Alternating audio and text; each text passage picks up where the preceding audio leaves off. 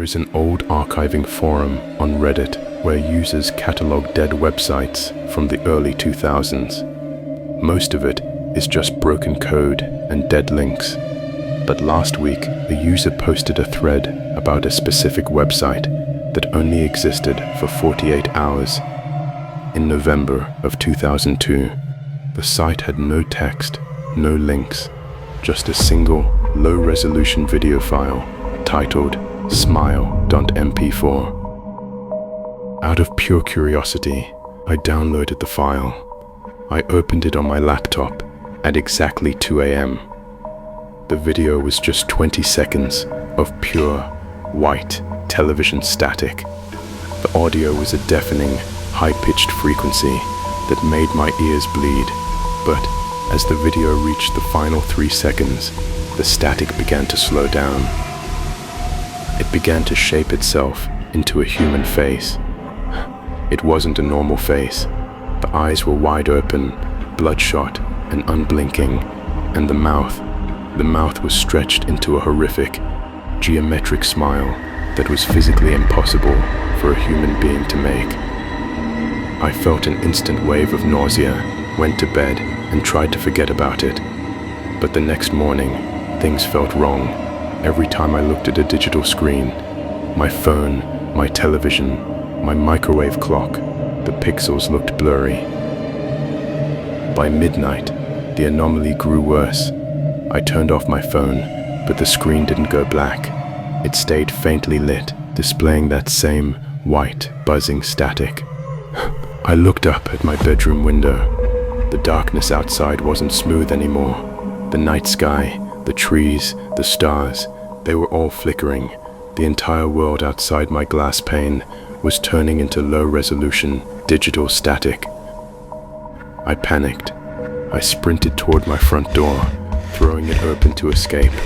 But there was no street outside. There was no air. Outside my door was just an infinite, blinding wall of white, roaring television static. The high-pitched frequency from the video started blasting inside my own skull. I slowly turned around to face my living room, and there, standing in the center of my carpet, was the figure from the file. Its body was made of flickering pixels, and its massive, broken smile was glowing in the dark. I didn't download a virus onto my computer. The video was a piece of broken reality, and by looking at it, I let the infection corrupt my universe. Now, the static is rising up my legs. I can feel my flesh turning into code. If the screen you are using to watch this video right now starts to flicker, don't look at the pixels. It's already looking at you.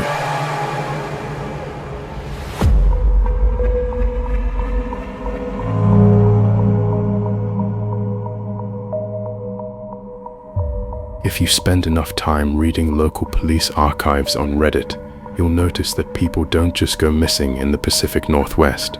Sometimes, they are deleted. The Rangers have a name for the thing that causes it. They call it the expressionless. I was camping alone in the deep woods of Oregon. Around midnight, the forest went completely silent. No crickets, no wind, just the crackle of my campfire. Suddenly, I felt a heavy gaze on the back of my neck. I turned around, and sitting on a fallen log just 10 feet away from my tent was a man. He was wearing a flawless, pristine black suit, but his face looked like a mannequin. His skin was perfectly smooth, pale white, with no wrinkles, no pores, and absolutely no expression. His eyes were wide open, staring at the fire, never blinking. I grabbed my hunting knife, my knuckles turning white. "Who are you? What do you want?" I yelled. The man didn't move. He didn't breathe. But then, his mouth slowly slid open. It didn't move like a human jaw. It unhinged like a snake, revealing rows of sharp pine needle teeth inside the dark cavity. A sound began to come out of him. It wasn't his voice. It was the sound of my own voice, repeating the exact words I had said to my mom on the phone 3 days ago. He was playing back my memories like a tape recorder. I dropped the knife, completely paralyzed by a sudden, supernatural weight in the air. He slowly stood up, his limbs elongated, snapping and popping as he grew to be 8 feet tall. He walked toward me, his face remaining perfectly blank, completely frozen. He reached out his pale, porcelain-like hand and pressed his thumb against my forehead. My mind went completely blank. When I woke up, it was morning. I was back in my apartment city. The forest was gone.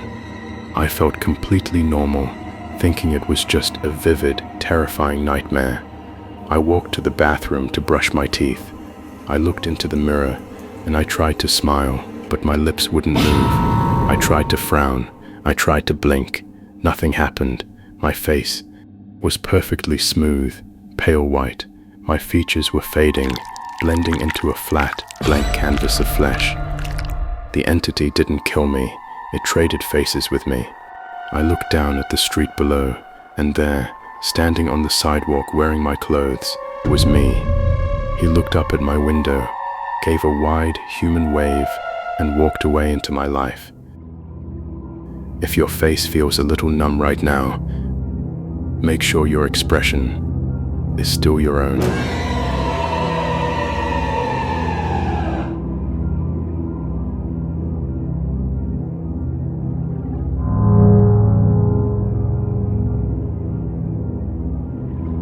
We've all seen those internet challenges on Reddit. Stay in this haunted house for one night, win $1 million. Most of them are fake, marketing stunts. But there is one house located in an empty suburb outside of Detroit that doesn't want your internet clout. It wants your sanity. The rules were posted on r/nosleep. The house has 6 rooms. Each room is scarier than the last. If you reach room 6, you win. Room 1 was just childhood fears, fake spiders and clown masks. Easy. Room 2 was psychological. The sound of footsteps chasing you in total darkness. Room 3 was a liminal space, a hallway that felt like it went on for miles. By room 4, things became supernatural. I saw the ghost of my childhood cat, but its body was twisted, walking upside down on the ceiling, whispering my secrets in a human voice. I pushed through the dread. I made it through room 5, which was pure sensory deprivation. Finally, I opened the door to room 6. I stepped inside, bracing myself for the ultimate nightmare. But room 6 was just my own living room. My couch was there, my TV was playing, my front door was right across the room. Sitting on the coffee table was a golden key with a note that read, "You won, walk out." I let out a hysterical laugh. I grabbed the key, unlocked my front door, and stepped out onto my actual street. The sun was shining. Neighbors were walking their dogs. I walked back to my life, feeling a massive wave of relief. The challenge was over. I was safe. I lived normally for 3 whole weeks, but last night I noticed something strange about my apartment. I accidentally dropped a glass mug onto the kitchen tile. It hit the floor, but it didn't shatter. It didn't make a sound. It just bounced like it was made of rubber. I knelt down to pick it up, and as my fingers touched the floor, the tile felt soft, fleshy, like a tongue. I ran to my front door, twisted the handle, and pulled it open. Outside my door wasn't my street anymore. It was a brick wall, and carved into the brick was a massive crude number, 6. I never left. Room 6 wasn't the end of the house. Room 6 was a perfect, supernatural simulation of my life, designed to make me feel safe before the walls start to digest me. If you are sitting in the comfort of your own home right now, are you sure you ever left the house?